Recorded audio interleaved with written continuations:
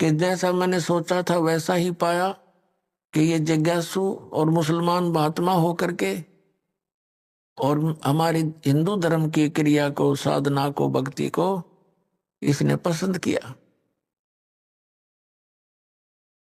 तो धर्मदास जी फिर बताने लगे कि सबसे पहले गुरु बनाना चाहिए। तो परमात्मा बोले भी ठीक है, मैं आपको गुरु बना लेता हूँ, मुझे शिक्षा दीक्षा दे दो और ज्ञान बता दो। धर्मदास जी कहने लगे ऐसा नहीं, मैं आपको शिष्य नहीं बना सकता, क्योंकि शिष्य बनाना घोर पाप अपने सिर पे रखना होता है उस व्यक्ति का। हमारे गुरुजी हैं, वो ही नाम देते हैं और आपको मैं अपने गुरुजी से दीक्षा दिला दूंगा। परमात्मा ने कहा मुझे कल्याण चाहिए और किसी से दीक्षा दिला दो, लेकिन उससे पहले मैं कुछ अपनी शंकाओं का समाधान चाहूंगा। जब मेरी शंकाओं का समाधान हो जाएगा तो मैं आपके साथ आपके गुरुजी के पास चलकर और दीक्षित हो जाऊंगा। तो धर्मदास जी ने कहा कि बोलो क्या शंका है। कि पहले तो आप अपनी पूरी क्रिया बताइए, कौन कौन सी क्रियाएं मुझे करनी पड़ेंगी। अब धर्मदास जी बुद्धिमान थे और परमात्मा के ज्ञान से बहुत कुछ परिचित भी थे, नियमों से परिचित थे, ज्ञान से तो नहीं परिचित थे। तो उसने कहा देखो मैं आपको क्रिया बता नहीं सकता, मैं बताता हूं कि मैं कौन कौन सी क्रियाएं करता हूं। एकादशी का व्रत रखते हैं हम, और रामकृष्ण और सीताराम, राधे श्याम, शंकर भगवान, ये हम गुरुजी ने हमें नाम दे रखा है, वो जाप करते हैं। और तीर्थों का भ्रमण करते हैं, तीर्थ स्नान करते हैं और हम व्रत रखते हैं। तो ऐसी क्रिया करने से हम स्वर्ग में चले जाएंगे, हमारे गुरुजी ने ऐसा बता रखा। तब परमात्मा ने कहा कि आपके इष्ट देव कौन हैं? श्री विष्णु भगवान नारायण। और श्रीमद् भगवत गीता का ज्ञान किसने बोला, जैसा कि आप पढ़ रहे थे? धर्मदास जी ने कहा कि श्री कृष्ण जी ने बोला, जो विष्णु अर्थात भगवान नारायण के अवतार हैं।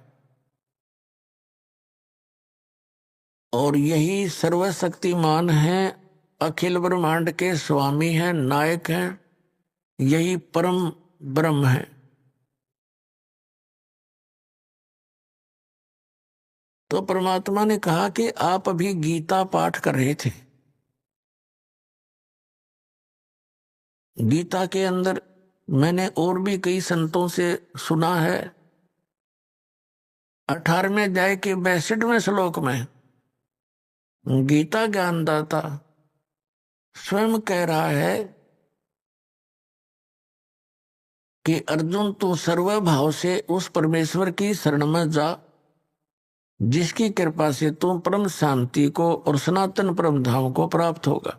तो वो परमात्मा तो गीता ज्ञानदाता से अन्य हुआ धर्मदास जी।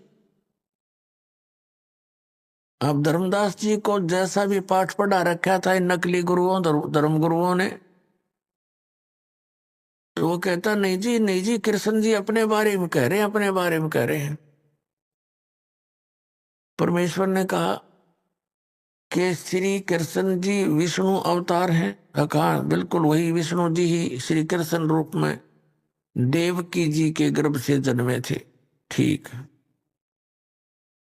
और गीता जी का ज्ञान श्री कृष्ण ने दिया। कहा जी। और श्री विष्णु जी का जन्म मृत्यु होता है कि नहीं? वो कहने लगे नहीं, ये तो अजरो अमर है, सर्वेश्वर महेश्वर। तो शाश्वत स्थान किसे कहते हैं? धर्मदास जी ने कहा कि शाश्वत का अर्थ है जिसका एंड कभी ना हो, सदा रहने वाला। और आप श्री विष्णु जी को अमर बताते हो। गीता जी का ज्ञान भी श्री विष्णु जी अर्थात श्री कृष्ण जी ने दिया बताते हो। बिल्कुल सत्य है, धर्मदास जी बोले। तो परमात्मा ने कहा गीता अध्याय नंबर 4 के श्लोक नंबर 5 और 9 में, गीता अध्याय नंबर 2 के श्लोक 12 में, गीता अध्याय नंबर 10 के श्लोक 2 में। आपका गीता ज्ञानदाता कहता, अर्जुन तेरे और मेरे बहुत जन्म हो चुके, तू नहीं जानता, मैं जानता। तो ये अविनाशी कैसे हुआ महात्मा जी? अब आत्माओं जैसा आपने बताया था कि ये पता भी लग जाता है कि सचमुच हम गलत दिशा पकड़े हुए हैं, लेकिन ये पिछला रंग और अहम अभिमान ये काल की मरोड़ी है, या जल्दी सी ठीक ना होती। परमात्मा के पास ऐसी हथौड़ी है, इसने इसी ठीक कर देंगे या कदे झूठ गड़बड़ होगी फिर। तो इस प्रकार परमात्मा ने ऐसे तरीके से उसे प्रसन्न किया, वो सुन्न हो गया। तो परमात्मा ने कहा कि आप तो अजर अमर बताते हो, इनकी तो जन्म मृत्यु होती है। अभी आपने 7वें अध्याय के 29वें श्लोक में पढ़ा कि जो व्यक्ति जरा और मरण से छूटने के लिए प्रयत्न करता है, वह उस तत्ब्रह्म से और सारे अध्यात्म से और सब कर्मों से पूर्ण परिचित होता है। अर्जुन ने पूछा 8वें अध्याय के प्रथम मंत्र में कि वो किम तत्ब्रह्म, कि जिस तत्ब्रह्म यानी उस परमात्मा की को जानकर प्राणी केवल यहाँ से जन्म और मृत्यु के रोग से छूटने का ही प्रयत्न करता है, वो किम तत्ब्रह्म, वो तत्ब्रह्म कौन है फिर? गीता ज्ञानदाता 8वें अध्याय के 3रे श्लोक में कहता वो परम अक्षर ब्रह्म है। तो ये गीता ज्ञानदाता से तो अन्य हुआ। आप धर्मदास जी बिल्कुल जैसे सांप सूंघ जाया करे ना, ऐसी स्थिति में आ गया, सुन्न हो गया कति।